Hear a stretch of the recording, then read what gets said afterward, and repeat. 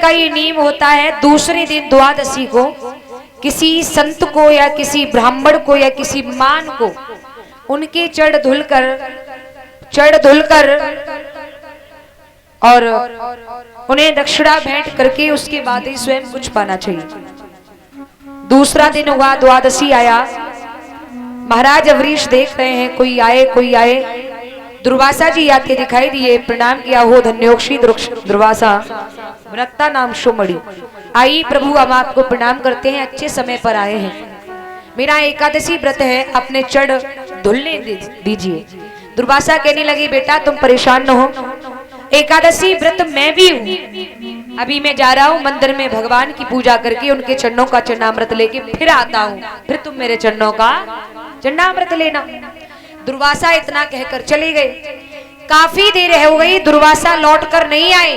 प्यारे, कभी कभी ऐसा होता है, द्वादशी को 12 बजे के बाद त्रयोदशी लग जाती है। अब अवरीश ने इधर उधर पता किया, भैया अभी द्वादशी है, त्रयोदशी तो नहीं लगी। बोले अभी तो द्वादशी है, लेकिन कुछ क्षण बाद त्रयोदशी लग जाएगी। दुर्वासा नहीं आ पाए। अवरीश जी सोचने लगी, अगर त्रयोदशी लग गई तो मेरा एकादशी व्रत बेकार चला जाएगा। अवरीश ने घबरा कर मंदिर में गए, भगवान के चरणों का चरणामृत लेकर पान करने को हुए, तब तक दुर्वासा आ गए। दुर्वासा आ गए। दुर्वासा ने देखा, दुर्वासा कहने लगी, वाह, मेरी बिना आज्ञा के तूने भगवान के चरणों का चरणामृत ले लिया। दुर्वासा को क्रोध आया, जटा से बाल उखाड़कर पृथ्वी में मारे, जिससे कृत्या नाम की एक राक्षसी पैदा हो गई। दुर्वासा ने राक्षसी से कहा है, इस अवरीश को मौत के घाट उतार दो।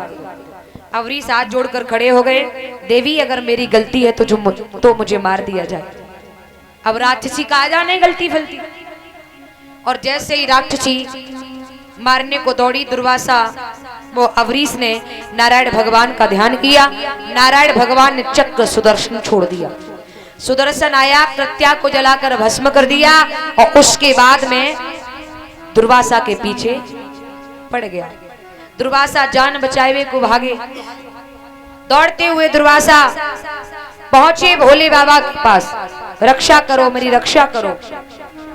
भोले बाबा ने ध्यान धर के देखा, समझ गए ये तो नारायण के भक्त का अपराधी है, और नारायण के भक्त के अपराधी के लिए हमारे यहाँ कोई जगह नहीं है।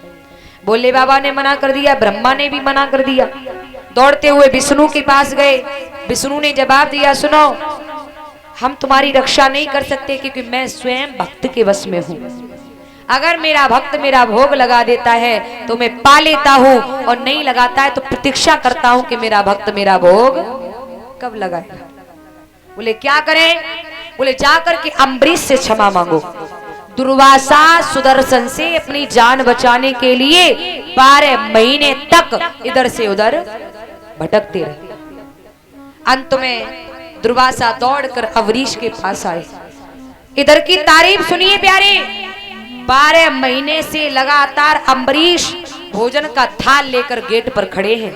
प्रण किया है, जब तक दुर्वासा को मैं भोजन नहीं करा दूंगा तब तक अन्न जल ग्रहण करने वाला नहीं हूं। दुर्वासा जैसे ही आए, अवरीश ने एकदम थाल एक तरफ रखा, पैरों पर गिर गए, महाराज क्षमा करो। दुर्वासा कहने लगे, बेटा मुझे क्षमा कर दो, मेरे पीछे अभी भी सुदर्शन पड़ा है, मेरी जान बचाओ। अवरीश ने हाथ जोड़े, हे सुदर्शन महाराज, मैंने संत में और भगवंत में लेश मात्र भी बिल्कुल भी भेदभाव न समझाओ। संत में ही भगवंत को लखाओ तो आप इसी पल इसी क्षण यहाँ से लौट जाए। सुदर्शन लौट गया। अवरीश से दुर्वासा बार बार क्षमा मांगते हैं।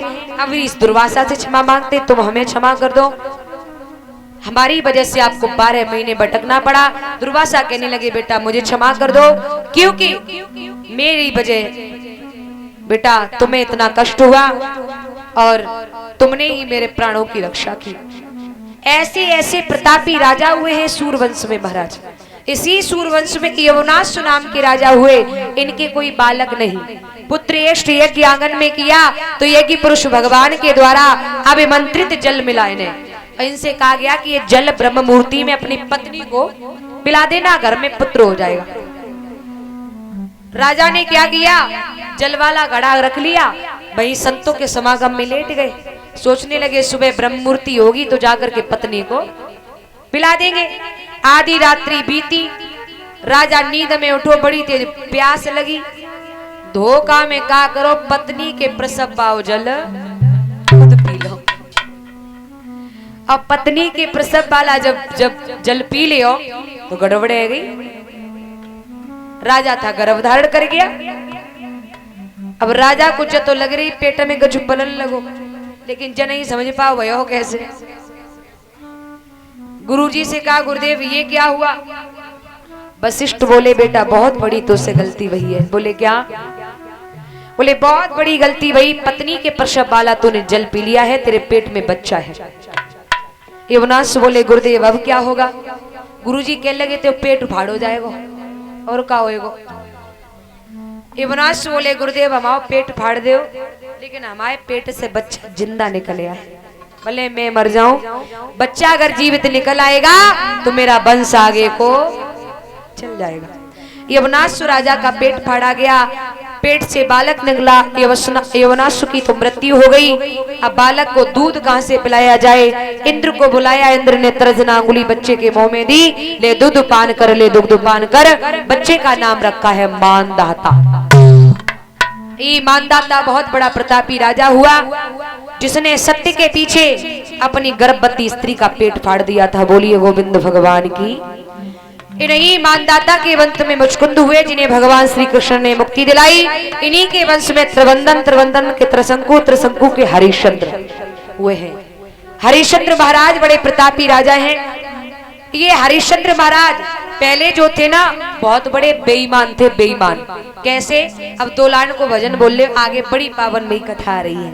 सब लोग ताली बजाकर बोले।